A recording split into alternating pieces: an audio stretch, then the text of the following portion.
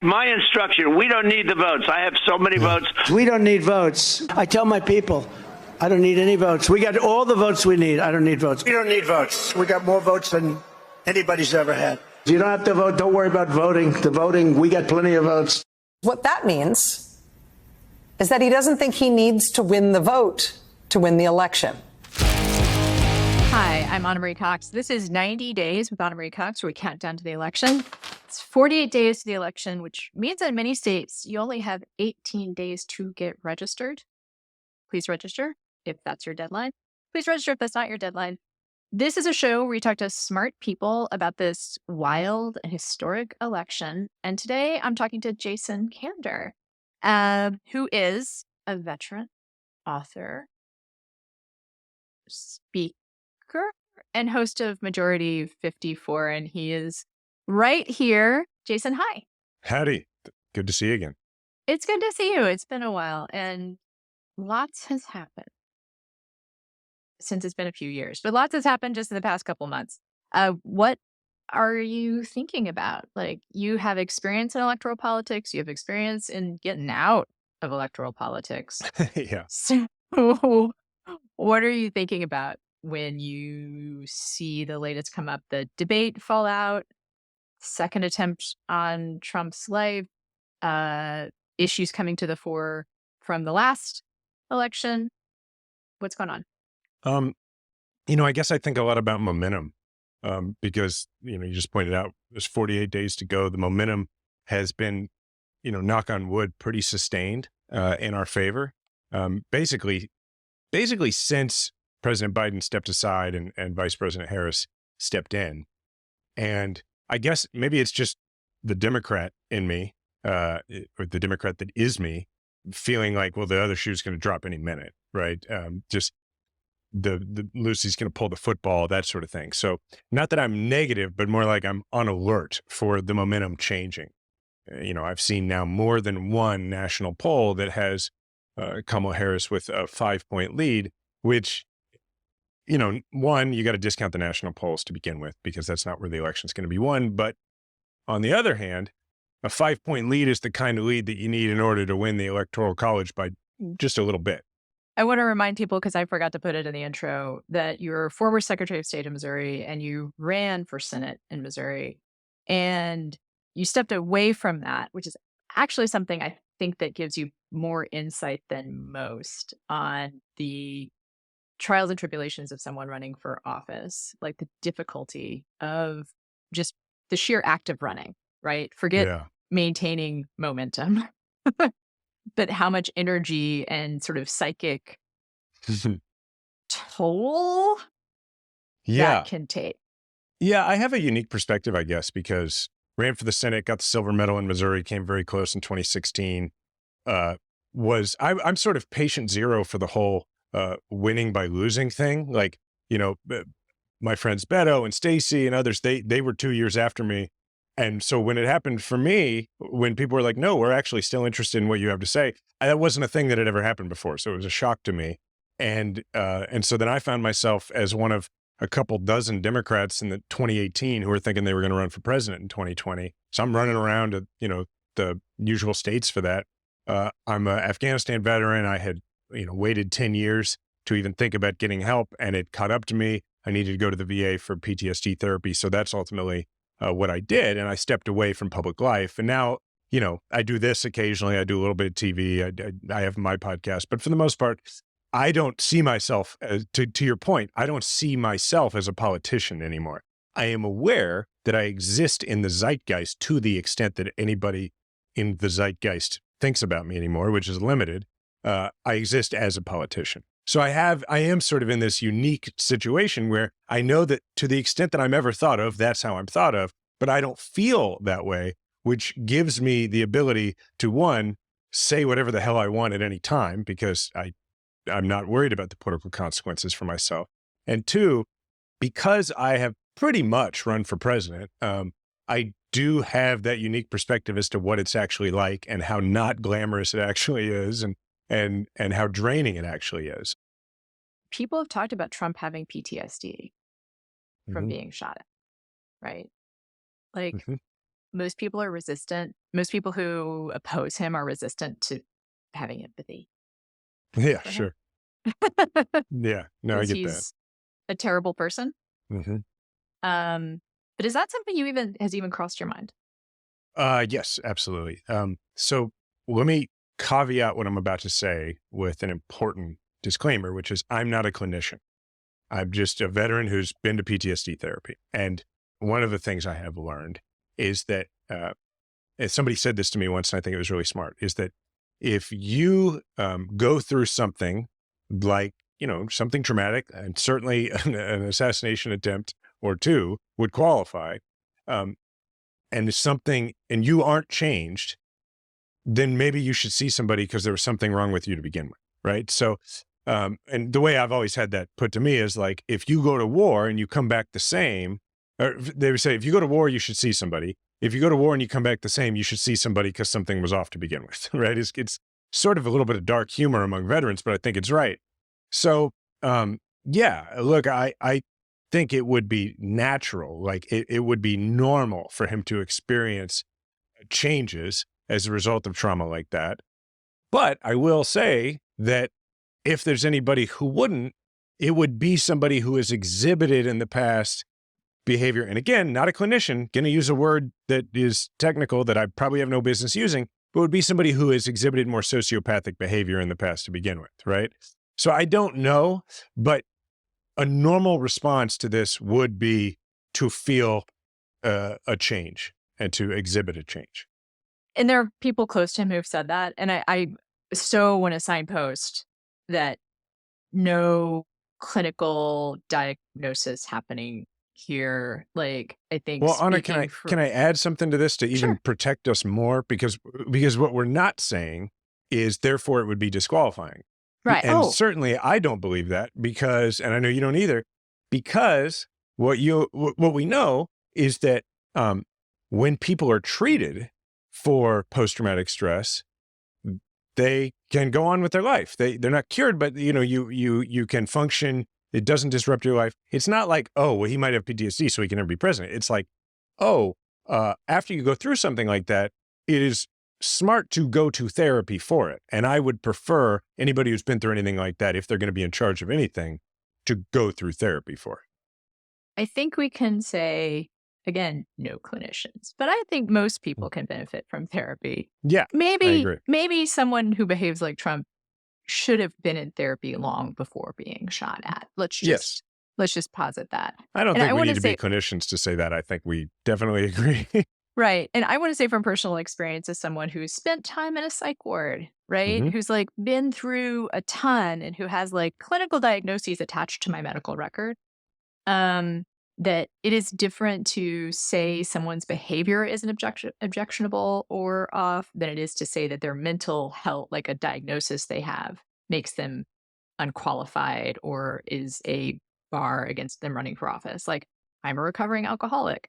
I don't think that should be counted against me. If I showed up Yeah. drunk on a job, that should be counted Right. against me. Right. Like, Yeah. it's like the behavior exhibit. That's like when Mhm. people call Trump crazy, I get a little uncomfortable with that because no, the problem with Trump and the people who are running on the right now isn't any kind of mental instability. It's that they're racist. Right. Right. There are lots of people who have mental diagnoses who are not. Yeah, that's right. So I want to get back to a different kind of experience you have. We have experience with dealing with mental health issues. You have experience in being a Secretary of State Mhm. and running elections and seeing how voting can work and not work. That's an issue in this Yeah. election. Yeah. Yes, it is. And seems to be now a permanent issue in each election. When I ran for Secretary of State in 2012 in Missouri, and 12 years ago, at the time, I remember feeling so frustrated that so few people knew what the Secretary of State did. Boy, I had no idea that I would be nostalgic for the times when so few people knew what the Secretary of State did. Yeah, I can remember my aunt who went to Harvard. When I told her I was going to run for Secretary of State, she's like, "So you'll like keep the peace with Iowa?" And, you know, and she's like a very smart person who follows politics closely, but that's the world we lived in 2012. We didn't have a need to to know what, I mean, the Secretary of State the only way you knew who a Secretary of State was is if they did a terrible job, which is why people knew who the Secretary of State was in Florida in 2000, right? But other than that, like, we didn't know. And so I'm nostalgic for those days. And now we all are aware that the Secretary of State in each state has varying degrees of power, but what is uniform across the board is that they are the person who speaks for the validity of the election system in that state. Now, I have heard from people on the right, and actually I'll make a tiny distinction between on the right and Republican, who say that sometimes these conspiracy theories can suppress the vote. Yeah. That it actually makes people feel like, well, why bother voting, both maybe on the left and the right, although it can happen on the right as well. Like, what do you see? Oh, absolutely. That's the case. There is a reason, and anybody who lives in a state with a Republican Secretary of State, what I'm about to say will ring very familiar, which is there's a reason that you see your Secretary of State, if they're a Republican, in the weeks prior to an election or the weeks prior to early voting, doing local news hits and doing events where they stand in front of a very complicated flow chart where they, under the pretense of they are out here informing the public about how to vote in the state. And they're out there saying, look, we have a very accessible system here. You go to this place to get your ID. Because what they want is they want to look like they're trying to do their job and make it easier to vote and do basically customer service for voters.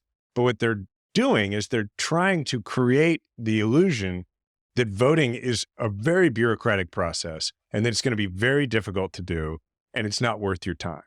Do you have any experience with what types of bureaucratic difficulty have the most effect? Because I think, I used to think a lot and care a lot about the voter ID problem, right? And I think that is something that now I'm wary of because Republicans talk a lot about it just because it's very popular, right? Like, it is very popular to insist that people need ID to vote. But I've also heard that that's actually not the most effective way to keep low propensity voters from voting. Yeah. It's a combination usually. I mean, the photo ID stuff, the way voter suppression works is you create barriers to voting and then you create barriers to the barriers, right? So the classic example would be something like in Texas where you are, or in Alabama, they've done this, where they first put a law in place that says you have to have a state issued identification to vote. And then they do the next step, which is they'll close down the DMVs in the predominantly Black parts of the state, right? So there's your barrier and then your barrier to the barrier. But then they'll do other things that are similar to that, right? They'll create a lot less, allocate a lot less resources for voting machines in urban areas, right? And they'll say, look, I don't know what you're upset about. We're just sending the same amount of voting machines to every precinct. Well, in a rural precinct, you're gonna have a lot fewer voters show up than in an urban precinct. But if there's only two machines, now you've created a much longer line.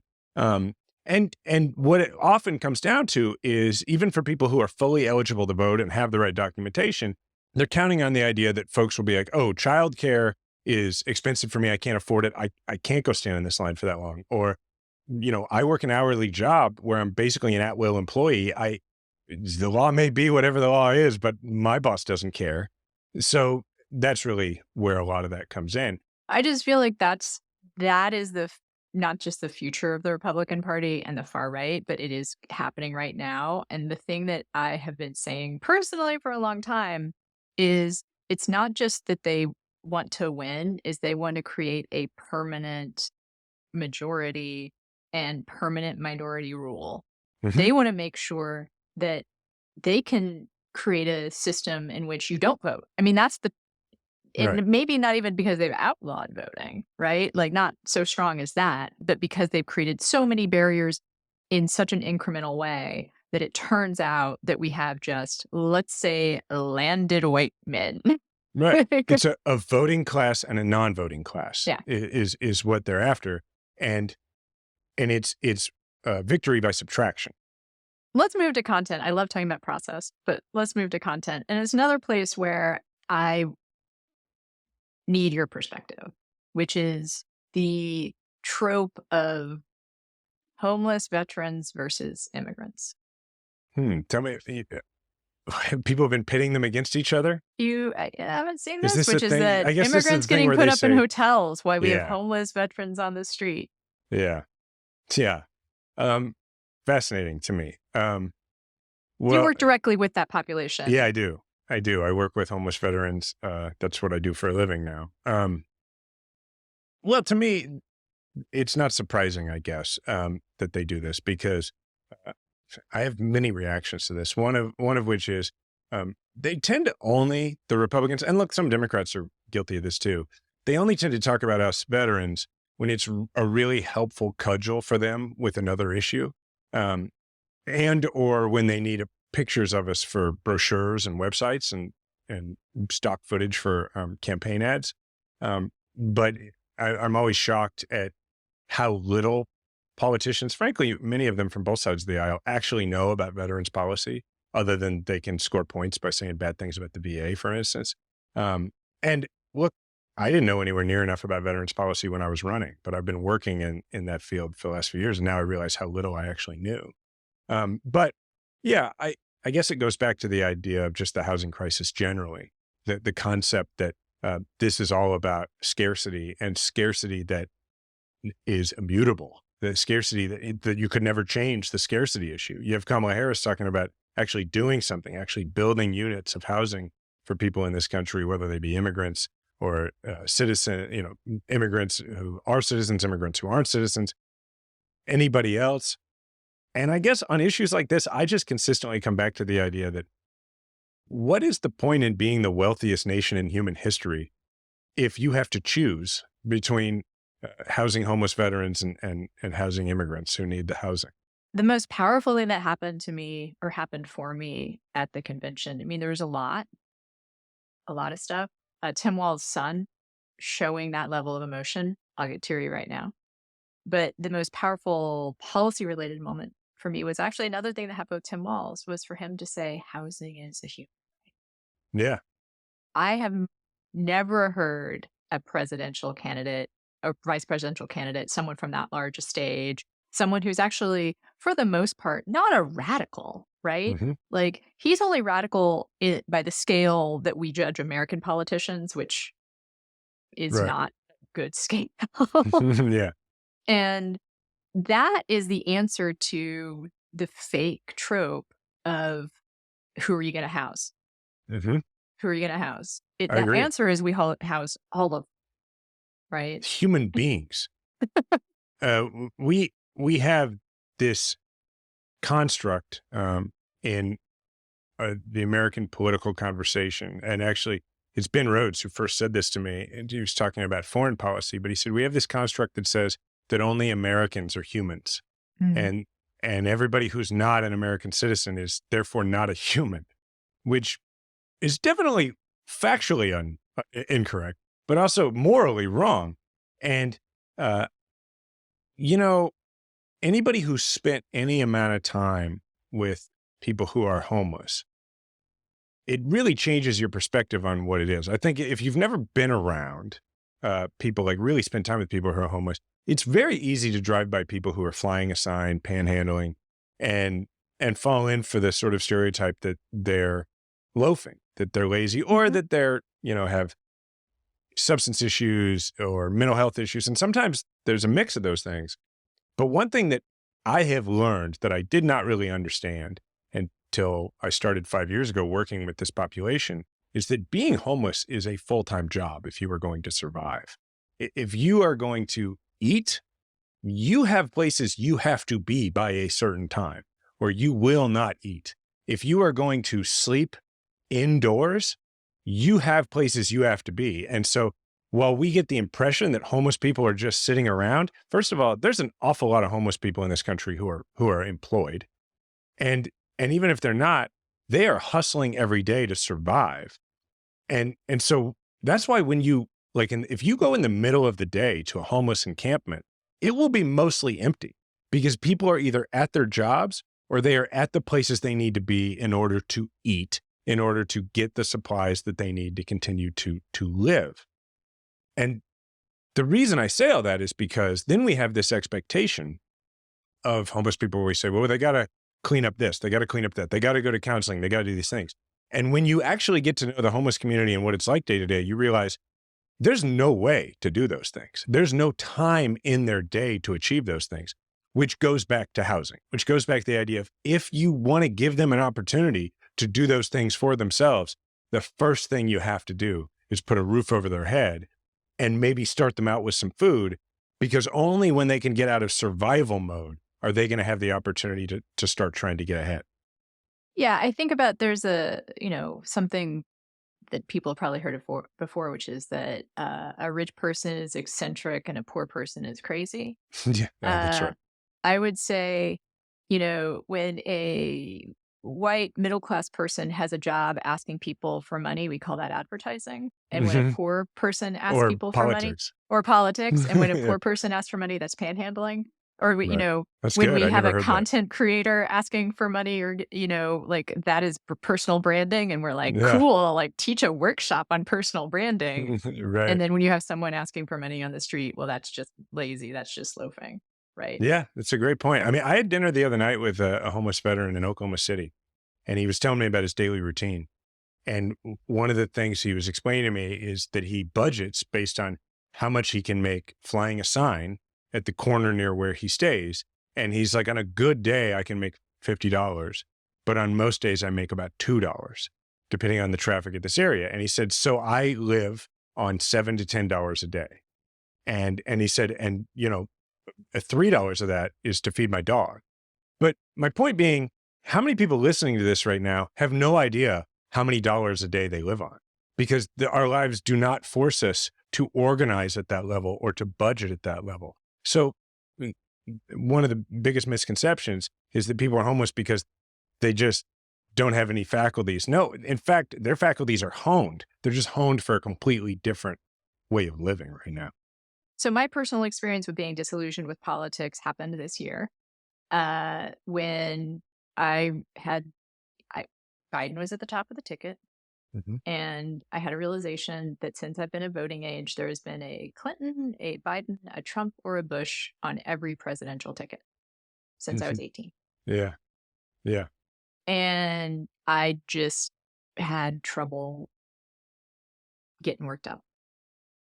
I mean, this podcast comes from the fact that I got excited again. But what I did when I realized I wasn't engaging was starting to get involved in mutual aid here in Austin. And That's great. mutual aid has a lot to do with taking the barriers away to getting help, to just being like giving people fucking money, giving people food. Yeah. Like I take food to the free fridge, which is literally like a fridge on someone's lawn that is like a little library, but for food. Yeah. That's cool. I never heard of that. It's also like JD Vance, right? Has this whole thing about welfare, people taking their government handouts and buying, like it's in his book, like something about buying, using food stamps to buy food, but then the money they save from food stamps, they'll spend on booze. And it's like, that's how money works. Yeah, that's for like thousands of years. That's how the barter system worked. That's when we created currency. That's how it works. Is you can buy things with it, and it's choices you can make. It's also called the free market, JD. So I think this is a really important insight. I think, this has to do with our electoral politics, because also, I mean, I think a valid criticism of this show is I talk about Tim Walz too much, but I think it's really important to see how he's mainstreamed a lot of policies, and from, housing as a human right to just like, I don't know, give people money. Feeding kids at school. Yeah. Yeah. Feeding hungry kids and feeding all kids. Yeah. I mean, it's, I think it's important. I think it's interesting the way, the party, and I personally, have been characterized as moving to the left over the last several years. And to me, I feel like, I mean, that may be correct, but I feel like it is two things. It is a reaction in many ways to, I believe, starting with George W. Bush. Like in 2000, I I was a kid, I was like in college, and I was really into campaign finance, and I wanted to serve in the military. John McCain, I mean, I was a nerd, obviously. I was into campaign finance reform when I was 19 years old. But John McCain was like very appealing to me, the Straight Talk Express. And there was a world, I don't think it would have lasted, but there was a world in which, had he won that primary, I could have, in those formative years, seen myself as a Republican, as a John McCain Republican. But instead, George W. Bush wins that election. He goes on to, start the Iraq War. And by the time the Iraq War started, I'm going into the military. So that had a huge effect on me and definitely pushed me to see things from a more left point of view. And then, when you had Trump and you had Sarah Palin and what's happened over the last, decade plus, but that's one factor. I think it's pushed us there. But the other is, honestly, I feel like both parties, as they have slid apart, what they have actually done in many cases is go to a more unfiltered version of what they are. Like Mitt Romney, for as much as we now kind of feel nostalgic about Mitt Romney at this point, if you look at the way Mitt Romney was talking about things in 2012, it was just a much more euphemistic, much nicer version of the stuff that Trump said after he came down the elevator and talked about Mexicans and immigrants and that kind of thing. It was just a churched up version of that. And when you look at the way we've talked about things, you can't tell me that when we started talking about civil unions on the left, that we didn't mean gay people should be allowed to get married just like the rest of us, or that when we were talking about the importance of reforming healthcare when in the lead up to Obamacare, that we didn't all feel like everybody really should have it, and you really shouldn't have to pay much for it at all. So I feel like what's happened is we've just gone to where we actually are. Yeah. I completely agree. And there is something to be said. Like, I don't believe in slippery slope arguments always ending in an extreme, but I do believe in the evolution of arguments, sort of what you're talking about. One of the most powerful things that happened to me in college was I was an American studies major, but we were looking at 60s and 70s feminism and gay rights stuff. And my professor had us read pamphlets and speeches by the right, talking about how feminism was going to naturally lead to gay rights, and that was going to mean, gay people getting married and also lower birth rates and like this stuff that was clearly intended to frighten people. And everyone in the class was like, well, this is scaremongering. And the professor was like, that stuff happened. They were actually right.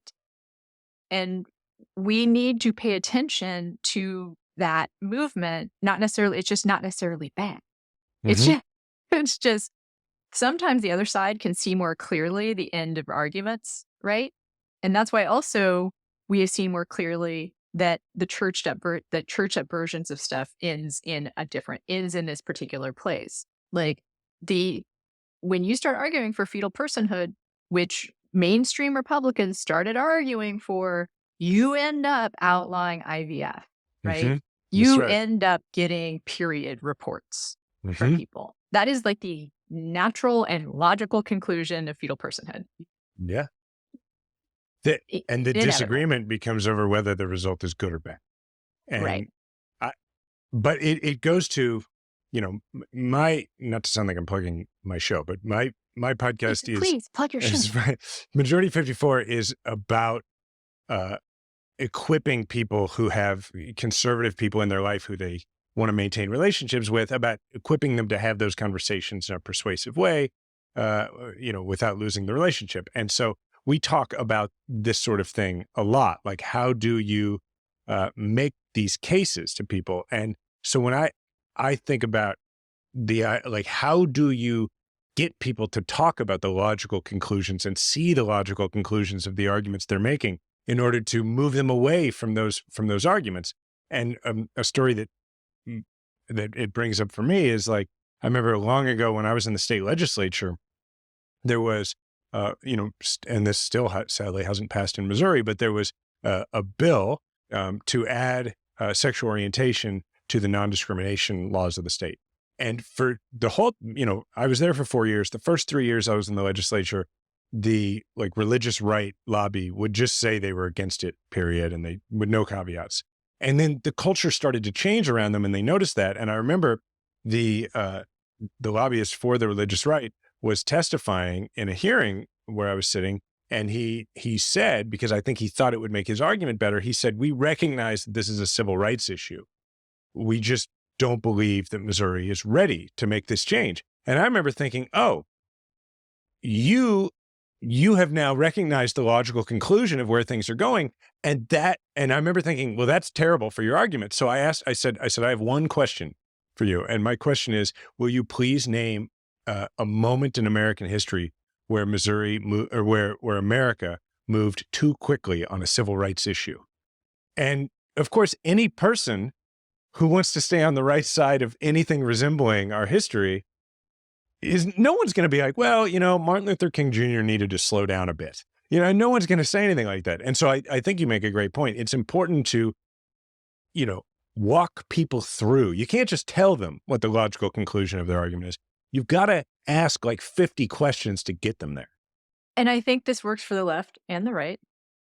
And I think that one conversation that's been happening on the left that I am encouraged by is the ability of people who are like, I consider myself I've moved to the left as well, although I agree that I'm not sure what that really means anymore.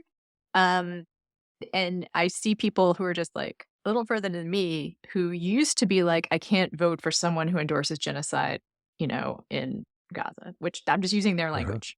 Yeah. Although it's a genocide, it's been pretty, yeah, war crimes at the very least. It's now you could say we could argue, we could quibble with responsible, perhaps. Whatever. That is my a only statement. problem with the word genocide is it goes to intent, and it's like, but so you know what I mean. So for me, it's like it's tragic, it's war crimes, it's awful, it needs to stop, it's immoral. But then like intent is a whole different thing with genocide. But that's not where you were bringing it up for. Let's go ahead. Right. I was using that language because that is the language that I hear or have heard. And there is a portion who are like, I just can't vote for someone who isn't whatever. Again, using that language. And then but I've started to hear, I'm going to vote for Harris Walz, even though I believe that, because I see the future. Because I see that if Trump and Vance win, I will never get a chance to speak about this and to try and end what I think is like the United States complicity in it. My voice will be silenced. It's sort of like playing the tape through in a different way, right? Because I think, I don't know, fortunately, unfortunately, it's just the truth. Like the conversations from people who want to defeat Trump have to come from conversations you're having with the people on the right who want to vote for him and conversations with people on the left who are reluctant to vote because of beliefs that I am sympathetic to. I totally me too. am. Like, there are people in the mutual aid community who are just done with politics, right? Mm-hmm. Just like. Yeah, because they're like, what's the point? Netanyahu's a war criminal. Like, I have no problem, saying that. And at the same time, for those of us who believe that, and look, I am a Jew who has been to Israel, and at the beginning of this conflict, obviously knew exactly where I stood. But over time, I think anybody watching this and having a realistic view has to get around to the point where they have the view of the majority of Israelis, which is, yeah, we have a right to defend ourselves, and Benjamin Netanyahu is doing corrupt, awful things and killing people that he doesn't need to kill, and it's terrible and it needs to end. Like that's a mainstream view in Israel. So with that said, for people who were very disaffected prior to Kamala Harris becoming the nominee, and many, I guess, still are over that issue, I think it makes a lot of sense to say, well, I'm going to vote for the person who cares that I'm disaffected and might actually want to hear what I have to say and modify behavior as a result, right? It goes back to that analogy, which I love, which is that American politics, it's not driving your car to a place, it's public transportation. It's not, can I park right in front of the place where I want to go and walk straight into the door? It's, what bus do I take in order to minimize the distance I have to walk to get to my destination? And I think that that's kind of the perfect analogy for stuff like this. And I think that one thing that has seemed to change on the Democratic side is that there used to be a lot of feeling of like, well, can't get there from here. Right. Let's not go to the place we want. Let's just go to the place that the bus stops. Like, Right. I don't want to transfer. Like, I don't know how far to take that metaphor. Yeah, but but I get your point. It's just, well, we can't really get there from here. So let's just go to the place that we can get and we'll like camp out there. And there's been more of a change in language, which matters. Change in language matters. Mm-hmm. There's been a change in language to be like, no, let's aim for that furthest place. Right. So something else that happened at the Democratic National Convention that piqued my attention, and something I haven't heard a lot from a presidential candidate is when Kamala Harris said, I own a gun. And a lot of people were like, you know, or actually, sorry, a lot of people were very like, what? Yeah, yeah. Maybe some of us were like, you know, like I own guns, Mhm. and because I live in Texas, the hand went out. Like when Yeah, you it's cross into the state, like yeah, it's at the DMV. They're like, they're here you just go. here, Here's have a your gun. license, and here's your gun. Actually, they're both given to me by my dad. Mhm. But it was interesting because you don't hear a lot of Democrats talk about it. With someone like Tim Walz, it's almost part of the brand. It was a little bit a part of your brand. Yeah. But what do you think about the way that Democrats have been talking about guns? Because at the same time, we're seeing a stronger stance about what Giffords and company refer to as smart, you know, Mhm. sensible gun control, but also kind of an openness about like, yeah, you know, guns. I think it just feels different right now. I think they all said it, but I think the way the debate has changed and the way that with all the events around guns in this country and how bad gun violence has been, I think it just sounds differently to our ears. And you know, because now, unlike before, saying you're a gun owner sounds like a political statement Yeah. in the same warped way that for like several years, you know, between like 15 and 20, putting an American flag on the front of your house felt like a political statement, Mm-hmm. you know, when it shouldn't have. So I think that's more what it is. Um, and so it didn't surprise me, but I did notice it in the same way you did. It's sort of like the way that being a Christian or evangelical especially has changed to be the same thing as saying I'm a Trump voter. Yeah, yeah, and so now, like, if you are a Christian and you're not a Trump voter, a lot of people feel like they have to. It's like, I'm a Christian, but I'm this kind of a Christian. I'm, you know, Is that so. something like, Mhm. is that something that is going to have to change, do you think? Because there's a lot of gun owners in America, more guns per capita than any Mhm. other country in the world. I I think it will have to change if we want to get any sort of progress on guns, but not for the reason that most people would assume I'd say that, right? Like, most people would assume I'd say that because it's like, politically, we've got to make sure that we're closer to the middle and so we can win these people over. I would actually say it for two reasons. One, is the cultural issue of, like, when I think back, like when I ran in 2016, I had this campaign ad that people can look up that went viral, but it was to describe it, it was just me putting together the same rifle I'd used in Afghanistan while blindfolded. And what people, and while talking about why I'm for gun control. And, you know, it was an effective ad, but I think that it was effective for a different reason than a lot of outside observers thought. It was an effective ad because the ad saying that I'm going to take your guns away, that the NRA was running, I don't think were really truly meant to convince voters that I was going to take their guns away, because I think that the persuadable voters in that election and in any election are a lot less likely to really believe that I'm going to be effective even if I wanted to take their guns away. I think that those ads are cultural signals. And the cultural signal is basically, this guy is not like you, he would judge you, and you two would not get along. There's no simpatico between you. And so when I made that ad, it was me saying, hey, you and I don't agree, but we would get along fine. We're not that different. And so that I think is important, that there be, more people who are gun owners who talk about sensible gun policy, because you have to bridge that cultural barrier to have that conversation. But here's to me, the conversation that then should be had. Step 2, I am a firm believer in the idea that we need to talk much more often about the Protection of Lawful Commerce in Arms Act, which was passed during George W. Bush's administration and supported by a lot of Democrats as well, which is the law that nobody talks about that made gun manufacturers essentially immune from all possible lawsuits. And you can trace that moment to the rise in gun crime, the rise in mass shootings in this country, because when you think about gun policy, if you compare it to tobacco, if you compare it to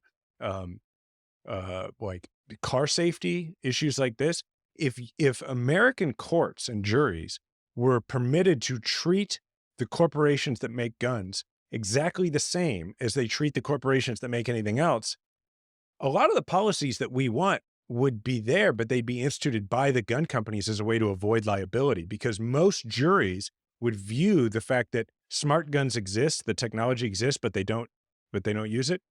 They would view that as no different than the tobacco companies knowing that cigarettes are addictive and that they cause cancer, but doing nothing about it. And they would hold them accountable.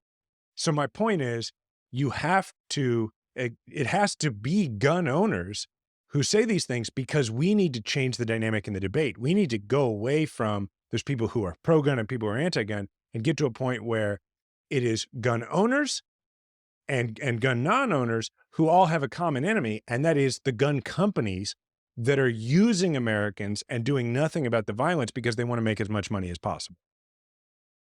Jason, thank you so much for being here. It was just a wonderful conversation. I had let myself forget how great it is to talk to you, Oh, well, thanks. Same what here. smart stuff you have to say, and what incredible experience you bring to the table. So thank you so much. You are, of course, a veteran, an author, former Secretary of State, and host of Majority 54.